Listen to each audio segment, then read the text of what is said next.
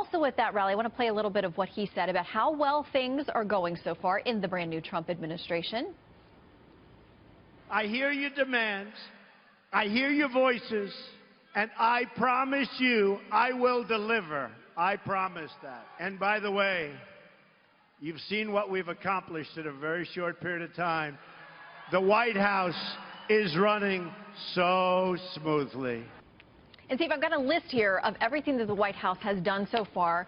I mean, executive orders with relation to regulations, to trying to save jobs. I mean, there are a lot of things that he's done. There are limits on what the president can do, but it seems like he's maxing out so far on what he can do until the point he's got to get Congress involved with some of these bigger things like Obamacare and others.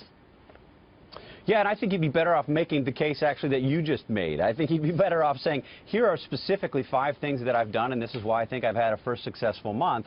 Instead, what he says is the White House is running very smoothly. Well, anybody with a second grade, anybody, my second grader could look at what's happened and understand that the White House has not been running smoothly. So President Trump goes out and makes claims that just are demonstrably untrue. He's much better off to say, I've appointed people like General James Mattis, who, as Secretary of Defense, who will represent the United States well and help keep us safe. I have appointed Neil Gorsuch as a Supreme Court justice who has received bipartisan praise and has been a staunch defender of freedom of the press. I mean, there are ways that President Trump can talk about the things that he's done and the things that he's trying to accomplish that don't mean he has to go out and say something that I think is likely to get the kind of response that it's gotten. Well, it gets a lot of response from the left and the right and everyone in between.